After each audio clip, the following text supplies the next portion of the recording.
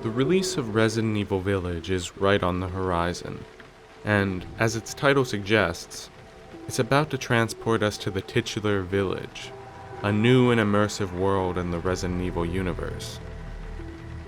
And this has me reflecting about how important the role of setting has been to this series.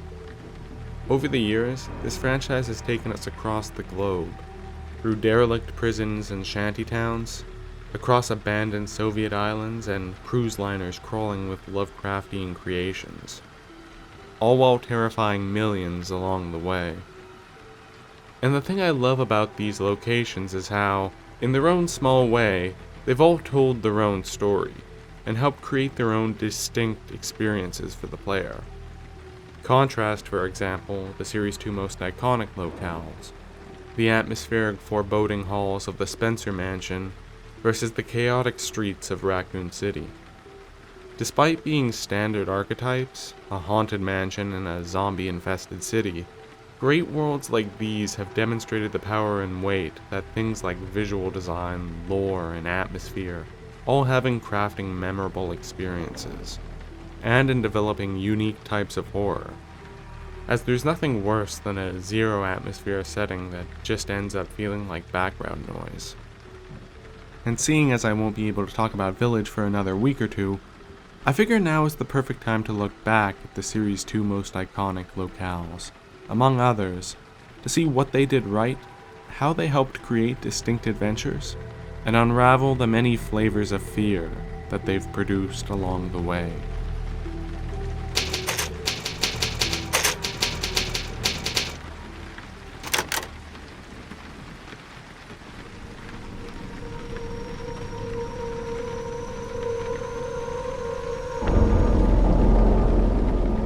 First among these fears, you have the most basic and primitive one known to man, the fear of the unknown. And this is a feeling that the Spencer Mansion nails, which gives it a somewhat unique position in the franchise. Unlike the urban and easy to identify with Raccoon City, the mansion is at first an incredibly mysterious place. A maintained but completely abandoned and isolated mansion. Each candle in the house is lit, and each clock is ticking, yet there is not a single living occupant in sight. Almost as if the house has a life of its own, in contrast to the dark forest which surrounds it, and one that seems specifically designed to kill you. As you travel through the mansion, you begin to discover mysterious puzzles and cryptic items, moon crests, cursed books, and masks without eyes. You discover puzzles outlined by ominous riddles and poems, all of which seem to allude to some old, dark history. The mansion is just filled to the brim with these creepy and esoteric symbols, but their true meaning and significance always seems to elude the player. The mansion is constantly generating this spooky tension of mystery and ignorance. It's clear that this place has a horrific story behind it, yet you never feel as though you're grasping at its full significance. And this sense of mystery extends to the enemies. Ultimately, the Resident Evil series is about bioterror. It's about genetically engineered diseases and creatures, and the global plots which fueled their creation. And most games are very upfront with that setup. They telegraph to you very early on that what you're dealing with is some sort of disease or parasite.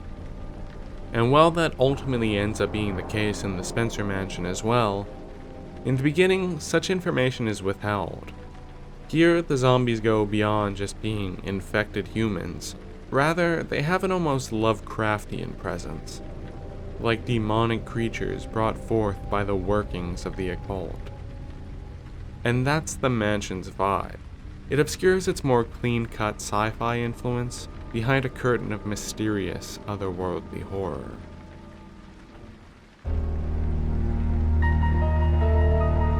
And if it is otherworldly, then Raccoon City is, well, worldly. While Resident Evil 1's location represents a world that is alien to us, 2 and 3's location represents a world we know gone to chaos. In normal circumstances, the American city represents the achievement and stability of modern civilization. However, One thing both reality and dystopian fiction have demonstrated time and time again, it's how quickly this illusion of stability can shatter as things plunge into chaos. The Raccoon City Police Department was once a monument of its city, which demonstrated her power and influence, which is why it's so haunting to suddenly see its main hall emptied out and abandoned. Unlike the Spencer Mansion, which miraculously seems fully maintained and alive, the halls of the police station are dark, with passages blocked off and junk littering the offices. This is a place that has been destroyed from within, emphasizing the fact that, in what is supposed to be the bustling heart of the city, you are really alone. Granted, none of this is particularly groundbreaking. We've seen this type of setting in plenty of zombie-centered media. But the thing I really like about these games is their restraint and small scale. Rather than feature sprawling urban landscapes, 2 and 3 feature very small but highly detailed and curated slices of the city. Each room, house, and store feel like they served a purpose and have a level of human character to them. An element which makes seeing their demise kind of sad. And while only sometimes intentional, the Raccoon City incident brings to mind much of the social chaos we've seen in our own world over the decades. The zombie outbreak represents a very real fear we have in the back of our minds, that the strong and stable urban world which we surround ourselves with could suddenly one day disappear from beneath our feet.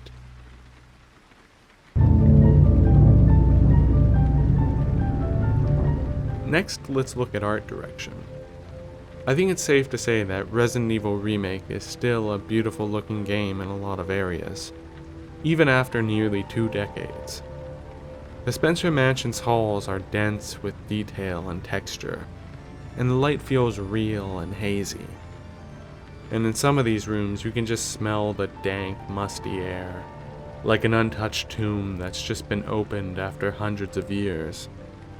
Whereas the streets of Raccoon City have a colder, more electronic look with their lighting design, the Spencer Mansion has a much more haunting feel, with very dim and organic light, which I think fits the modern versus old school dynamic that we have going between these two locations. But the crazy thing is that the Spencer Mansion was only canonically built in 1967. Yet the architecture and interior design is much more evocative of 19th century trends. And this was an intentional choice.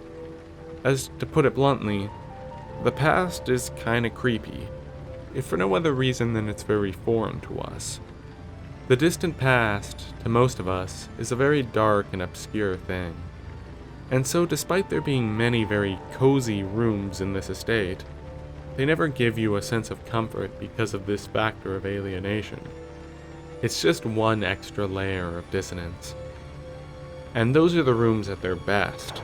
At their worst, in the darkest depths of the mansion, they evoke a sort of ancient, lost evil. And this is why, whenever the series goes to a rural town or castle like in 4 or Village, everyone's dressed like they're coming straight out of a different century. Because we're naturally quicker to disassociate ourselves from those who look and act differently than we do. The ganados in 4 don't look like modern Spanish farmers, because in reality, your average 21st century Francisco isn't particularly intimidating. What is scary though are enemies who evoke tales from across European history. Tales of starving, impoverished farmers and peasants rising up in mobs and massacring the ruling nobles. This is the fear of social otherness. So, who else is other? Well, cultists. Which is why the zealots in 4 are even more intimidating than the villagers. People from the past, poor people, religious fanatics, these are all qualities that can be used to disassociate from or dehumanize others. And here this factor is utilized to make the enemies more intimidating. And you know which game goes harder with this than any other?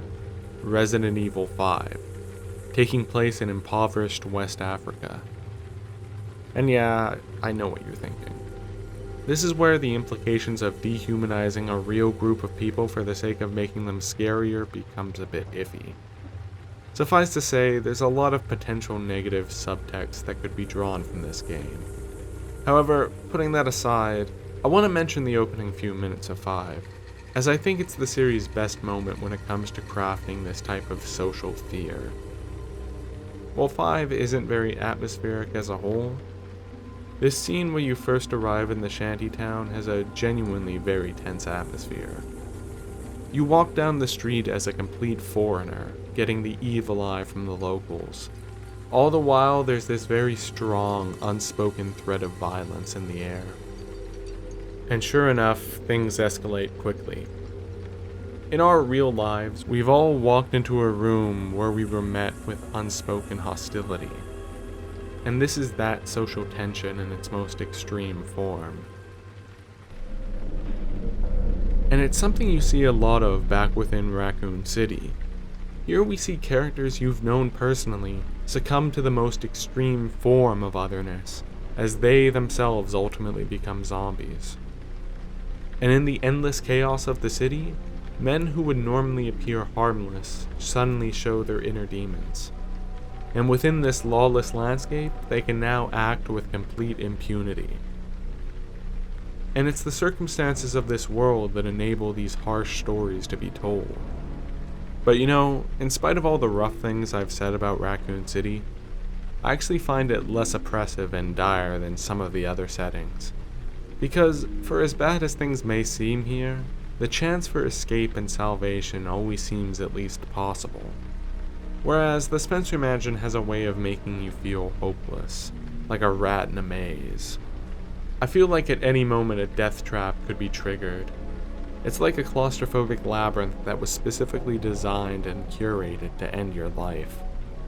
And while there are plenty of weirdly specific puzzles and items in Raccoon City, you usually get the feeling that you have a greater array of tools and resources at your disposal if you look hard enough. Or at least that's how I feel. It also goes a long way in that, outside of a few areas like the sewers, Raccoon City has a much cleaner look to it. Unlike other games where they really go out of their way to make the environments as nasty and raunchy as possible. Games like 5 and 7 almost make you want to get a tetanus shot, they're so damn nasty. And it's this, mixed with the less claustrophobic atmosphere of the streets, that I think made Raccoon City a more ideal setting for the more action-focused games like 3. It's less dreary and slightly more optimistic, if only ever so slightly.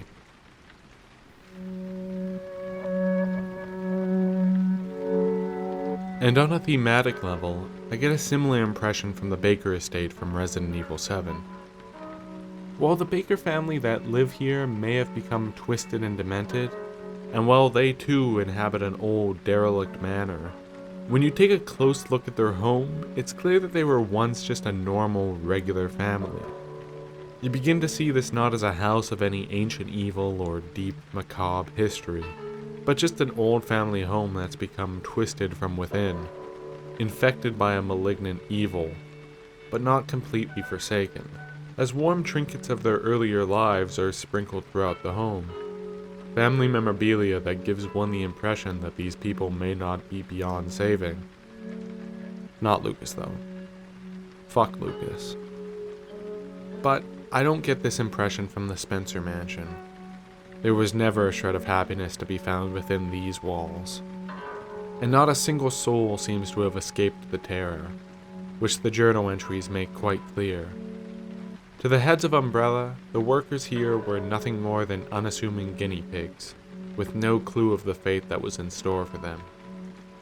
Granted, there was one survivor, if you want to call her that, the tragic Lisa Trevor, a poor soul who seems to have gone to fate worse than death.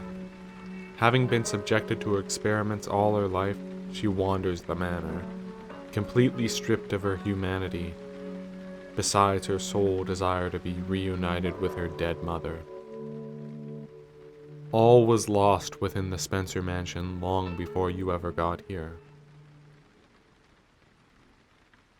And I think this mood is conveyed beautifully in the save room theme for the game.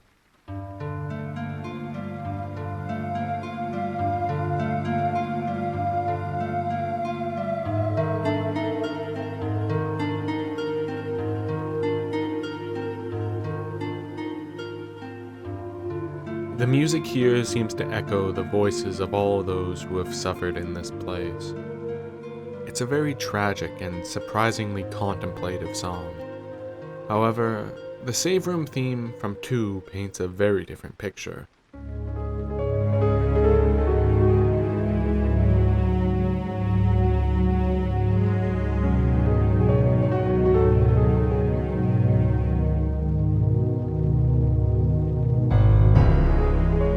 The song is dire and sad in its own way, but unlike with the previous one, this seems to be pushing you forward. There's little room to contemplate here. No, this one calls for action. Tragedy may have befallen some of the people of this city, but you can escape. And there are others that you can save along the way. And so you take action, and as with almost every Resident Evil game, you eventually end up in the endgame secret lab. You've pulled your way through the chaotic city streets, trudged through the sewers, the bowels of the city, and now stand before the definitive source of the bioterror. And by this point in the game, you've saved up your ammo and built up your arsenal. No longer powerless, you're ready to end this once and for all. In the Spencer Mansion, the descent into the lower labs is sobering. Most of the supernatural mystique from earlier is gone. The man behind the curtain has been exposed. Before, you were collecting cryptic and spooky items like sword keys and emblems.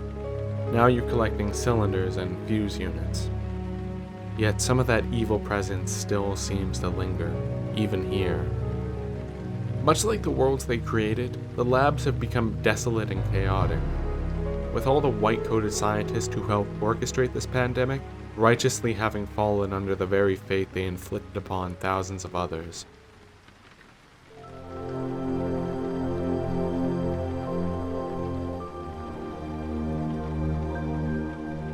And one final boss and 5 giant eyeballs later, and your job is done.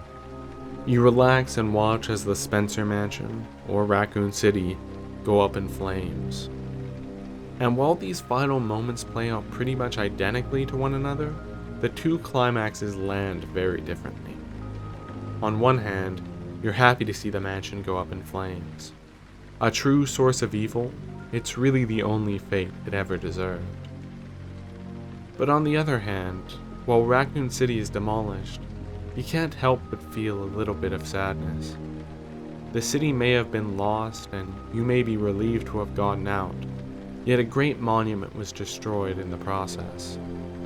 What was once a living place and home to thousands could and should have been saved. These are 2 diametrically different notes to end on, yet they both resulted from what is fundamentally the same climax.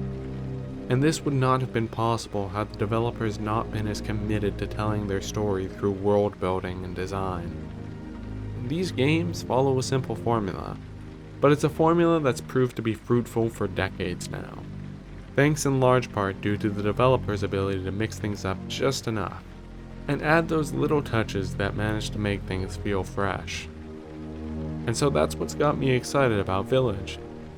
On a surface level, it seems to be borrowing a lot in its world design from RE4, but who knows what details are in there that we haven't seen yet. Or what lies beyond or beneath this castle. Will it be fresh, or will it prove to be indistinguishable from its influences? Who knows? But, whatever comes of it, we'll talk about it soon enough. So, stay tuned.